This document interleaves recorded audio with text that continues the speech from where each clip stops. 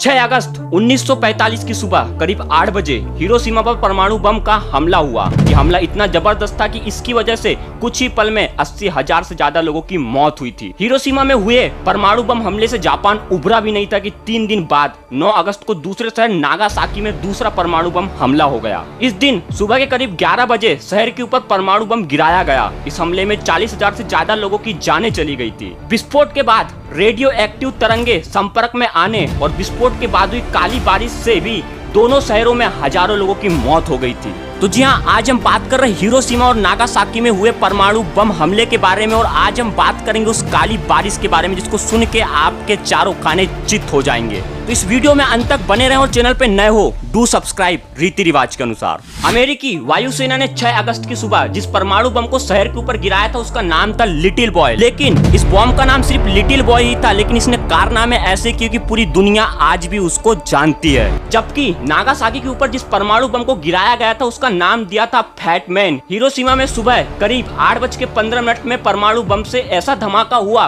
कि 43 सेकंड के भीतर ही शहर के 80% हिस्सा राख बनकर हवा में उड़ गया था। हिरोशिमा पर किया गया परमाणु हमला दरअसल 1941 को अमेरिका के नौसैनिक पर्ल हार्बर पर किए गए जापानी सेना के द्वारा हमले का बदला था। हिरोशिमा में जो बम गिराया गया था लिटिल बॉय, उसके तुरंत बाद 3 दिनों के बाद में ही नागासाकी में एक और बम गिराया गया जिसका नाम फैट मैन था। वो इतना ज्यादा खतरनाक था कि आज भी लोग जब भी उसके बारे में सुनते हैं उनके पूरे के पूरे होश उड़ जाते हैं। लोगों ने अपनी तबाही का मंजर अपनी इन्हीं दोनों आंखों से देखा था, जिसको देखने के बाद काफी ज्यादा लोग अपनों को अपने सामने ही खोते जा रहे थे। और यही नहीं, रेडियो एक्टिव तरंगे जो उस परमाणु बम से निकली थी वो इतनी ज्यादा खतरनाक थी कि आज भी वहाँ के लोग उस जो है रेडियो एक्टिव तरंगों के कारण कुपोषित पैदा होते हैं। आज भी जिस जगह में बम गिराया गया था वहाँ की घास अभी भी उगती नहीं है। बर्बादी का ऐसा मंजर जिसने पूरी दुनिया को हिला के रख दिया था, वो भी चंद सेकंडों के अंदर। अब काफी लोगों के मन में सवाल चलता होगा कि आखिर काली बारिश क्या है। इस परमाणु हमले से नष्ट हुई इमारतों का मलबा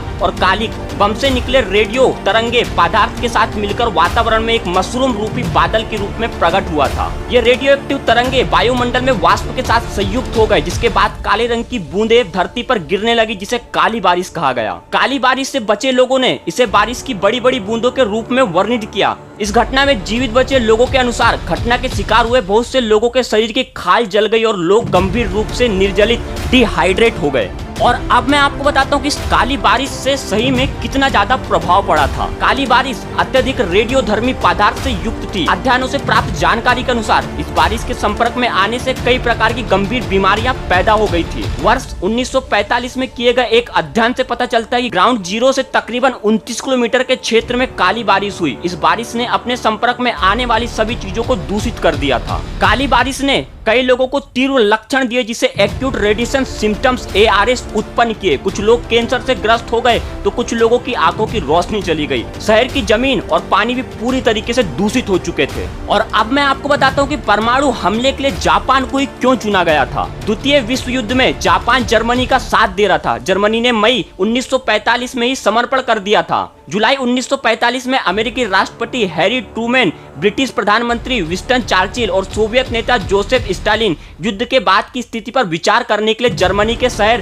पोट्सडाम में मिले। इसका एक कारण यह था कि अभी तक प्रशांत क्षेत्र में युद्ध समाप्त नहीं हुआ था। जापान अभी भी मित्र देशों के सामने समर्पण करने के लिए तैयार ही नहीं था। पोट्सडाम में ही अमेरिकी राष्ट्रपति ट्रूमैन को एक जानकारी मिली कि न्यू मैक्सिको में परमाणु बम का परीक्षण सफल रहा है। पोट्सडाम में ही ट्रूमैन और चर्चिल के बीच इस बात पर सहमति बनी कि यदि जापान तत्काल बिना किसी शर्त के समर्पण करने के लिए तैयार नहीं होता तो उसके खिलाफ परमाणु बम का इस्तेमाल किया जाएगा। जापान के समर्पण नहीं करने कारण 1 अगस्त 1945 को जापान के शहर हिरोशिमा पर परमाणु हमले की तारीख दी गई, लेकिन तूफान के कारण इस दिन हमले को रोकना पड़ा। इसके 5 दिन बाद यह हमला किया गया था। और अब मैं आपको बताता हूँ कि हिरोशिमा के बाद नागासाकी पर हमला क्यों किया गया था। हिरोशिमा पर हुए हमले के बावजूद जापान समर्पण के लिए तैयार नहीं हुआ। इसके लिए 3 दिन बाद अमेरिका ने नागासाकी पर दूसरा परमाणु बम गिराया। पहले हमले के लिए क्योटो को चुना गया था, लेकिन अमेरिकी रक्षा मंत्री की आपत्ति के बाद नागासाकी शहर को चुना गया। फैटमैन नामक बम 22,000 टन TNT की शक्ति के साथ नागासाकी पर गिराया गया था। और उसके बाद नागासाकी पर परमाणु हमले के एक दिन बाद जापान के सम्राट हिरोहितो ने अपने कमांडर को देश की संप्रभुता की रक्षा के शर्त पर मित्र देशों की सेना के सामने समर्पण करने का आदेश दे दिया। मित्र देशों ने शर्त मानने से इनकार कर दिया और हमले जारी रखे। उसके बाद 14 अगस्त को एक रेडियो भाषण में सम्राट हिरोहितो ने अपने जितने भी लोग थे उनको उनके सामने हथियार डालने के लिए बोल दिया और यहाँ से फिर युद्ध की समाप्ति हो चुकी थी। तो वेल, आपने आज के वीडियो में तो ये जान ही लिया होगा कि हिरोशिमा और नागासाकी में सिर्फ एक जापान के समर्पण नहीं होने के कारण इतना बड़ा नुकसान हमें पीढ़ियों से देखने को मिल रहा है। वहाँ के बच्चे अभी भी कुपोषित होते हैं और जिस जगह में बम गिराया गया था वो जगह अभी भी हरे घास से कभी नहीं उग सका। तो बस फिलहाल के लिए सिर्फ इतना था। मुझे उम्मीद है आपको दी गई इन्फॉर्मेशन काफी ज्यादा पसंद आई होगी। अगर पसंद आई है तो लाइक करना, शेयर करना और चैनल पे नए हो तो डू सब्सक्राइब रीति रिवाज के अनुसार।